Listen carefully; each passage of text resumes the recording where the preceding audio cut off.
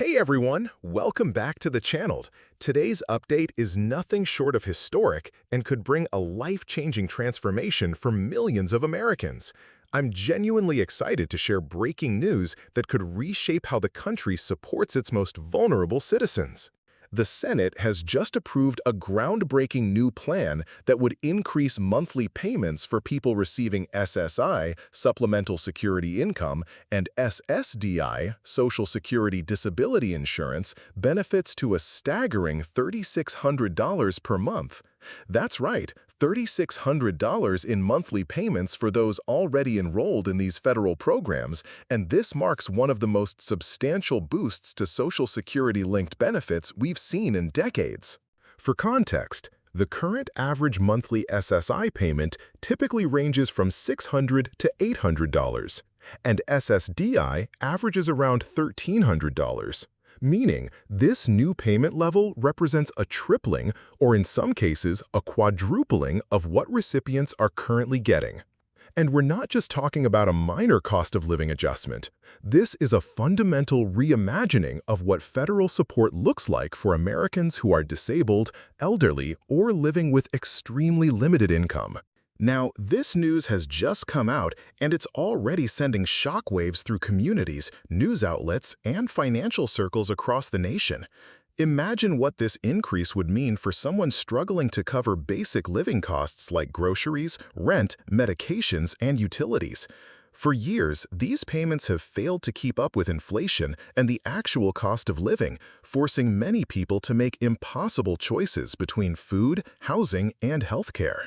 This increase in payments aims to put an end to that cycle of hardship and give people the resources they need to live with dignity. So let's talk about what exactly happened and why. In an unusual but welcome show of bipartisanship, the U.S. Senate came together and passed legislation that would raise monthly benefits to $3,600 for eligible individuals enrolled in SSI or SSDI. The urgency behind this move stems from the undeniable reality that the cost of living in America has skyrocketed in recent years. Everything from rent to gas, from medications to groceries, has become more expensive, and the people hardest hit are those who rely on fixed incomes. For decades, advocates have argued that the SSI and SSDI programs were outdated and insufficient to meet people's actual needs. That argument finally gained enough traction to drive this legislative win. Lawmakers backing the bill have repeatedly emphasized that this is not just about money, it's about fairness, respect, and providing a minimum level of economic security for those who are too often overlooked in public policy debates. They argue that individuals with disabilities, elderly people without savings, and low-income Americans deserve better, and that our social safety net must reflect that. If you are currently receiving SSI or SSDI, the good news is you don't need to do anything extra to start getting this benefit increase. The payment boost will be rolled out automatically once the bill is passed by the House of Representatives and signed into law by the President. That means no additional forms, no bureaucratic maze, no standing in line at government offices.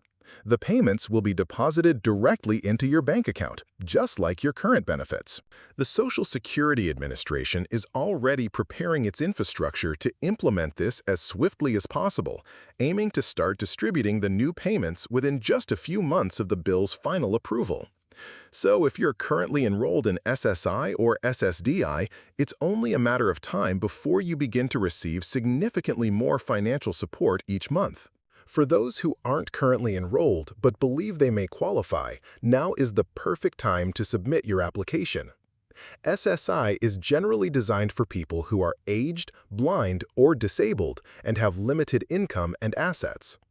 SSDI, meanwhile, is available to individuals who have previously worked and paid into the Social Security system but are no longer able to work due to a qualifying disability. These programs have always provided a vital safety net for people in some of life's most challenging situations, but they've long been criticized for failing to provide enough to live on. That's exactly what makes this proposed increase so historic and transformative. In addition to increasing payments, the legislation also expands eligibility to include certain populations that have previously been excluded or underrepresented in the programs. This includes some categories of disabled veterans and individuals in specific low-income brackets who were previously denied access. Advocacy groups have hailed this expansion as a significant step forward in addressing long-standing inequities and ensuring that more people who truly need help will actually receive it. For organizations and coalitions that have spent years lobbying Congress for better disability benefits and poverty relief, this bill represents a long-awaited victory and a major moment of progress. But the benefits don't stop at individual recipients. There's a larger economic picture to consider.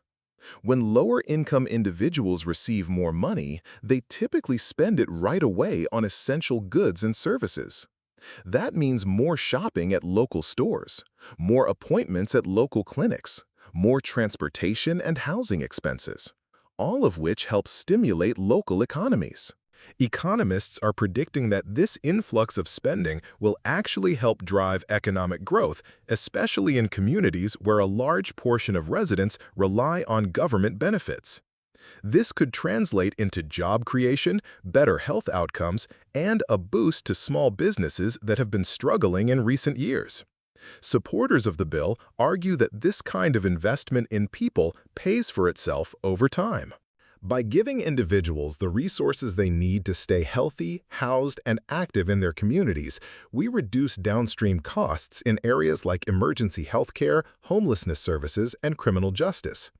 And while critics of the plan have expressed concern over how such spending might impact the national deficit or potentially increase inflation, proponents are confident that the long-term societal savings will far outweigh the short-term cost. They point out that keeping people in poverty ultimately costs more than lifting them out of it, and that this policy is a smart and humane investment in the nation's future. This brings us to the question that many people are now asking: why did it take so long to get here? The answer is complicated, but it mostly comes down to political gridlock, budget limitations, and shifting legislative priorities. For years, disability advocates, nonprofits, and social justice organizations have been trying to raise awareness about the inadequacy of SSI and SSDI payments. But for a long time, those concerns were drowned out by other national issues. It wasn't until recent years, especially in the wake of the COVID-19 pandemic, that the nation started to take a more serious look at economic vulnerability, income inequality, and how we treat people who can't work due to age or disability. That growing public awareness, combined with tireless advocacy and mounting grassroots pressure, eventually reached a tipping point. Lawmakers finally began to listen, and this bill is the result. The reactions so far have been overwhelmingly positive. Disability rights organizations are calling it a milestone moment. Recipients have spoken out about how life-changing this increase would be, and economists are expressing cautious optimism about the ripple effects it could have. People are talking about being able to afford their medications without having to choose between that and dinner. They're talking about being able to finally fix their car, get adequate heating in the winter, or even move into safer housing. These aren't luxuries. They're basic human needs that have been out of reach for far too long. This is more than just financial help. It's about restoring peace of mind, restoring hope, and restoring dignity to people who've gone far too long without it. As for what happens next, the bill now moves to the House of Representatives, where it's expected to pass without much delay. Once the House signs off, it will go to the President's desk for a final signature.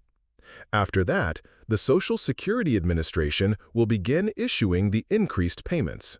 While the exact start date will depend on how quickly each step is completed, officials estimate that the new benefit amounts could begin appearing in bank accounts within about 3 months of the bill becoming law. In the meantime, if you receive SSI or SSDI, the most important thing you can do is make sure your contact information with the Social Security Administration is up to date. This includes your mailing address and, most importantly, your bank account details so that there are no delays with the direct deposits. Also, and this is critical, watch out for scams. Sadly, when major government payments are announced, scammers often try to take advantage. Always remember that the Social Security Administration will never ask you to send money up front or give out sensitive personal information like your full Social Security number, banking passwords, or credit card details over the phone or email. If you receive suspicious calls or messages, always verify through official SSA channels. And here's another important note. If you're not receiving benefits yet but think you may be eligible, don't delay. Start your application as soon as possible. By getting the process going now, you'll be ready to benefit from the new payment structure once it goes live. Local SSA offices, nonprofit organizations, and community advocacy groups can help you navigate the application process, especially if you're feeling overwhelmed by the paperwork or wait times. Another question people often ask is whether receiving these increased payments might impact their eligibility for other benefits like Medicaid, SNAP, or housing assistance. According to the current version of the legislation, the increased payments are designed to supplement, not replace, other benefits, meaning your access to these programs should remain intact. However, because everyone's financial and living situation is different, it's a smart move to talk with a benefits counselor or SSA representative to understand how this new income could impact your personal benefits landscape. Also, you may be wondering whether this payment increase is permanent. Right now, the legislation authorizes the increase for a set period while discussions continue about long-term reforms. So, while it's not guaranteed to be a forever change just yet, it's a huge step in that direction. Even as a temporary measure, the $3,600 monthly benefit could be a game changer, providing urgent relief to those who need it most while also laying the groundwork for more durable and systemic reform in the years ahead. In summary, the Senate's recent approval of this bill is a historic and welcome move toward economic justice. It acknowledges the hardships faced by disabled and low-income Americans and seeks to provide meaningful, life-altering support through significantly increased monthly payments. If you or someone you love relies on SSI or SSDI, this news could mean more financial freedom, greater stability, and a chance to live with the dignity and respect everyone deserves. Keep an eye on your mail and bank accounts in the coming months because this change could soon become a reality. And if you think you might qualify but haven't yet applied, now's the time to do it. There has never been a better moment to get the support you need. Thank you so much for reading, and if you found this update helpful, please share it with others who might benefit. I'll be keeping a close eye on developments as this bill makes its way through the House and will continue providing updates right here. So stay tuned. Take care, and here's hoping for a better, more supportive future for everyone who needs it most.